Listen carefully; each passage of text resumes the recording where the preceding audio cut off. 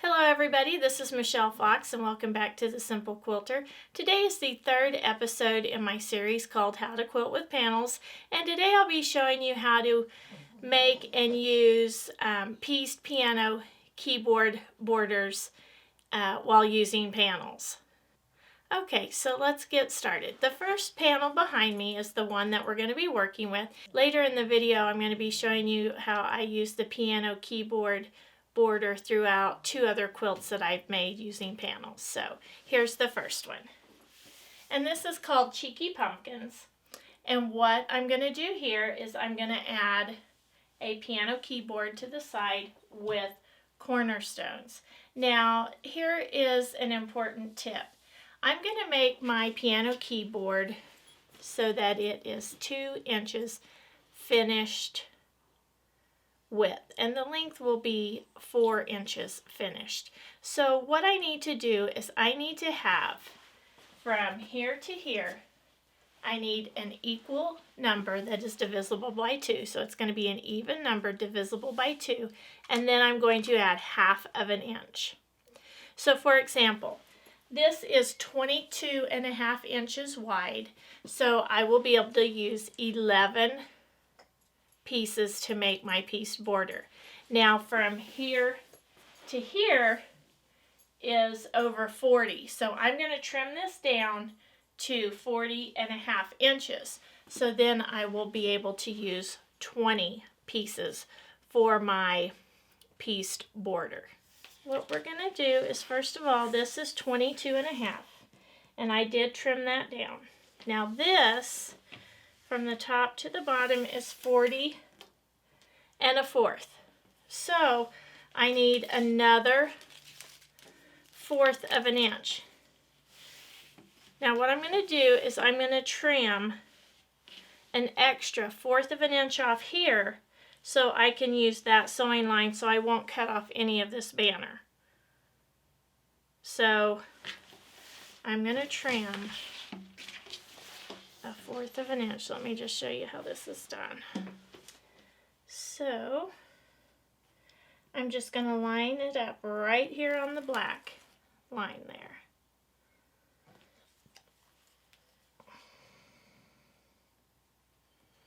And I'm going to trim. This is a 1/4 inch. I'm going to trim that because this is going to be my seam allowance. Okay, so then down here, if I trim right on this black line, that's going to give me 40.5 inches. So I left a 1/4 inch there, but I can't leave another 1/4 inch here or my border, my piece border won't work out just right. So I'm going to cut this right on the line, so it's going to be 40.5. And look at that cute selvage. I'll be saving that one. Okay, so I had this fat quarter bundle, and I just cut 2.5 inch strips. Now, I cut 2.5 because the finished size is going to be 2 inches. That allows for a 1/4 inch seam on each side.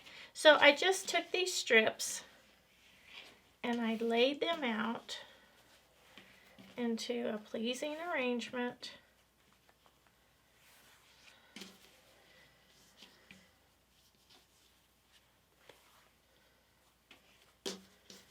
Doing a pleasing arrangement of several. Just laid them out just like that, and I sewed them together. Then that makes these each 2 inches. So then it's easy divisible by the number of inches that I have for my wall hanging.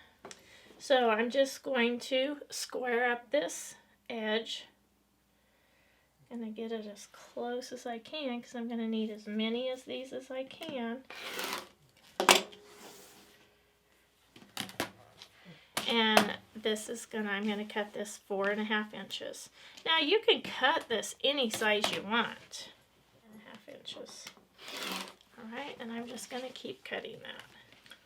Okay, and then all I'm going to do is I'm going to sew these together. Now I know that I need 11 strips across the top, so that's 1, 2, 3, 4, 5, 6, 7, 8, 9, 10, 11, so I can rip this one off, but that will be enough for my top and bottom. Okay, so I'm just going to pin this on.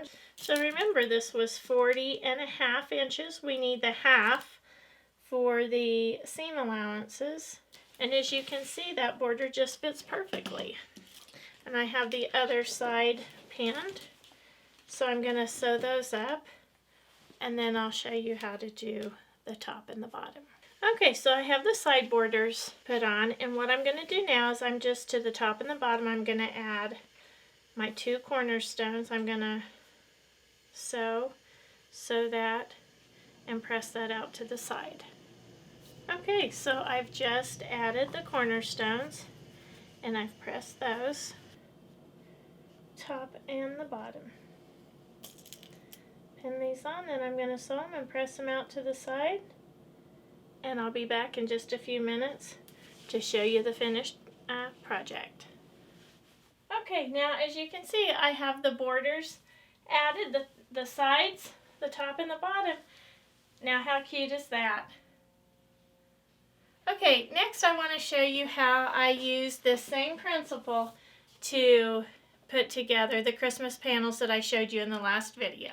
In this wall hanging, I used the exact same principle. If you remember from my last video, I cut the panels 8.5 inches. And then I added enough border here to bring them up to 10.5 inches. So I used 5 strip pieces, and these were again cut 2.5 by 4.5 and finished their 2 by 4. So it's the exact same principle using those, using that piano keyboard. I just think they turned out great. And then just as a reminder, I did a little stay stitch around the edge, and I think it's really important when you do this piece border because there's a lot of seams, and you trim that after you've sewn your strips together, so that is a point that could potentially come apart. So you want to be sure to put a little stay stitch there. Okay, I have one more quilt to show you, and it's the quilt that is for my granddaughter. I didn't get it completely done, but the main part's done, so I want to be sure to show you that. Okay, now I have to tell you, I love this quilt. It's for my granddaughter, and like I told you before, she loves farm animals and she loves bright colors, so this was, I think, just a great panel to use for a quilt for her. And what I've done is I've just added the borders using the overlapping border that I showed you how to do in my last video. And if you remember, I cut these panels 12.5 inches, and I added enough border to pull them up to 14.5. So then I used 7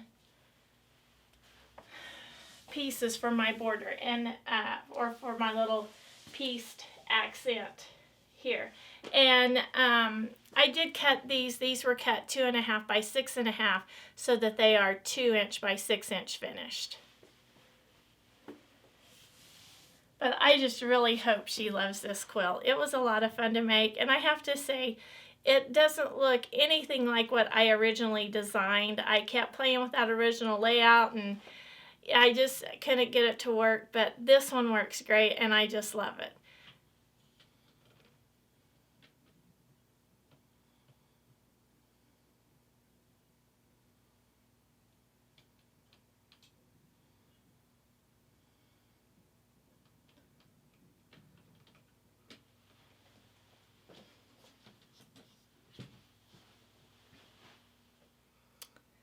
Okay, now I'm not completely finished with this quilt. I still need a 2.5 inch white border around the outside, and then I'm not for sure what I'm going to do, but I think I'm going to add an accent border and then a larger border so I can make it a little bit larger.